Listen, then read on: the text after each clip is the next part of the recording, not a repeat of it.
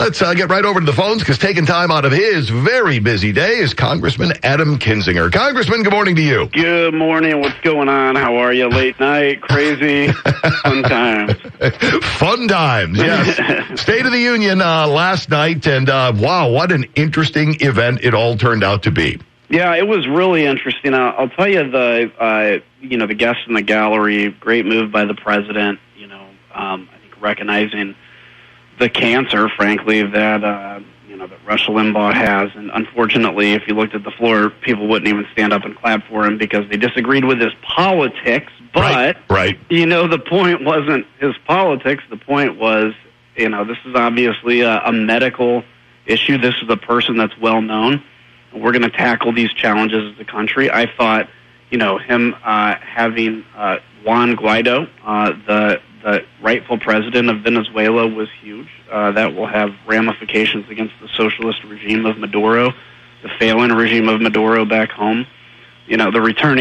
Obviously the returning soldier situation, that was, you watch those things on YouTube, but then to see it live. Oh, man. It was quite an emotional, really, really neat thing. And I think it, again, just is there to bring home the fact that, we love our men and women in the military, and they make sacrifices. They're not kittens that need, coddled and pet like the Democrats try to do, and they pretend like the military can never be used, and it's just a jobs program. But they are fierce men and women that are there to do what 99% of the rest of the country shouldn't have to do. But there is a sacrifice in the family. And then I thought generally the president's message was really strong, which was, look, we are just at the sunrise of our nation. A lot of nations last many millenniums or at least many centuries, and we're at the front end of that. And, we need to realize that America's got a great future, and if we can all stand together. But I'll tell you, the hate from the other side of the aisle, it was palpable.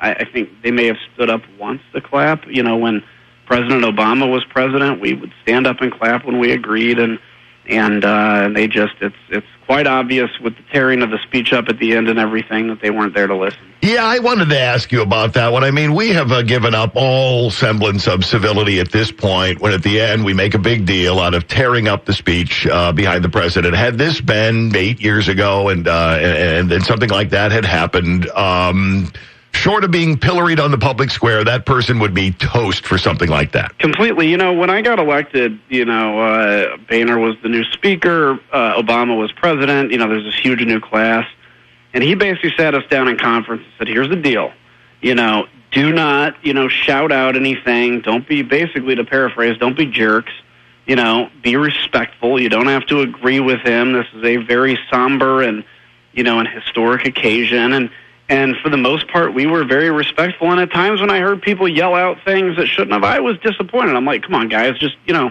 some class. Show some class. There was no class. It had started to degrade, frankly, under President Trump, I had noticed. But yesterday was something beyond, I think, it's if you've ever seen the movie Idiocracy and you see the crazy, when the president comes out and speaks, that's what I feel like it's becoming. And it's just like, look, if you guys would be polite, clap, whatever, there wouldn't be any stories the next day if I'm talking to the Democrats. But instead, they were so disrespectful. I hope that changes, and I think the American people are rejecting that by and large. I hope so. Well, and one of the things when, Pelosi asked about it, well, I was looking, to find any truth on any page, and that's what it deserved and all that. So you're basically saying the recognition of Brigadier General Charles McGee and all that wasn't worth paying attention to? Yeah, I wondered when I walked out of there and I seen what she had done, I'd wondered if maybe it was an absent-minded thing. Like, sometimes you get a bunch of paper on your desk, you throw it away, and you threw away a paper you needed. But then, so I was wondering, maybe she just absent-mindedly kind of did it. And then, when she defended it and doubled down and said it wasn't worth, then I realized it was a disrespectful thing. And even the president not shaking Pelosi's hands, I don't think that was intentional. As I've watched the video, and I know the president is always eager to shake hands, and he obviously didn't bring up impeachment, which I think was the right thing to do, to not bring it up and kind of move forward and show a vision to the American people.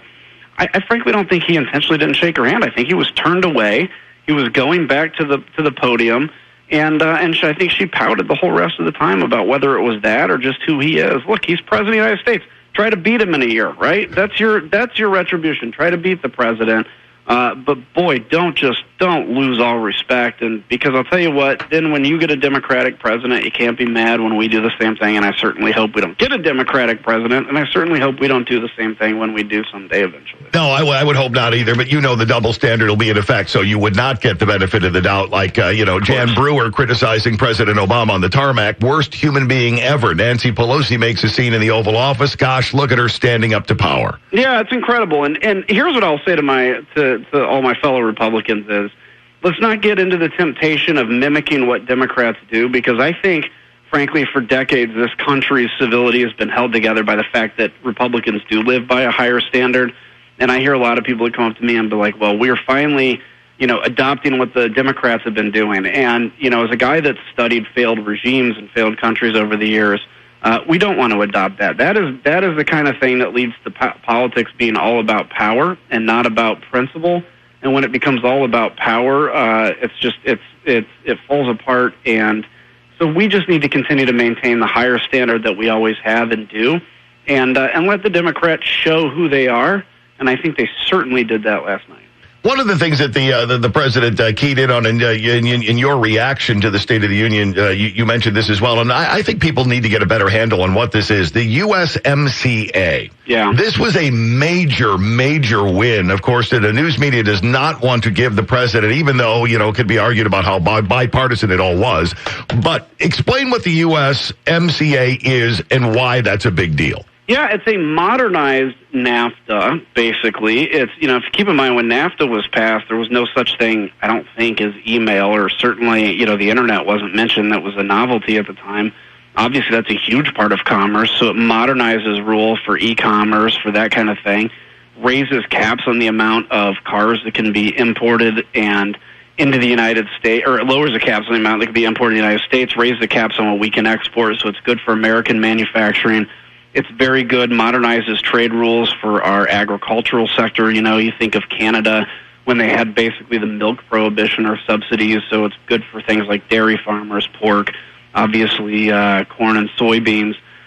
So it's good for everybody, and it also raises the labor standards in Mexico, which is good for us for two reasons. Number one, people make a better wage down there. It will reduce the pressure to come to the United States illegally. But it also raises wages in Mexico, and by definition, that makes us more competitive here. So it's good for American manufacturing, because no longer will companies be as much chasing cheap labor. They'll actually be doing where the labor is the best, which is the United States. So it's great for our country, modernizes these rules. Psychologically, it's a huge win for the markets, and I think also gives us a big kind of impetus going into whatever round 2 is with China, to let them know, look, every time the president has engaged in a trade fight, if you want to call it that, he's come out on top. So it's something we need to celebrate as a country. A lot of Democrats voted for this because they saw the fact that they were going to lose this fight, and they may as well get on board. But they did so very begrudgingly, I can tell you. Well, and with every effort to claim credit for it at the very end. Yeah. She claimed now that she's the one that created this whole thing. Yeah, okay. Maybe so. Mm-hmm. Before we let you go, today should be a big day in the Senate. We should maybe know something. Where do we go from here? Well, I hope we go forward. I hope we move on. I hope we, this is going to be a year swallowed up by politics, but there's still an opportunity to do some things.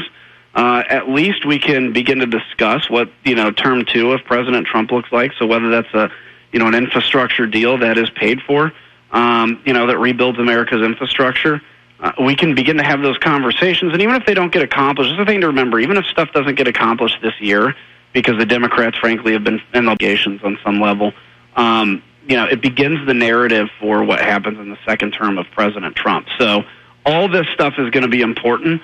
Right now, though, we need to make sure that President Trump gets reelected, that we hold the Senate, that we gain some seats in the state of Illinois, for goodness sakes, because otherwise our property taxes are going to continue to skyrocket, and that we win back the U.S. House of Representatives, and that's what I'll be focused on. All right. Congressman, as always, thanks for the insight. We appreciate you carving time out of your day. We know how busy it is on Capitol Hill. Look forward to our next get-together. Yeah, you bet. Anytime. Take care. Congressman Adam Kinzinger.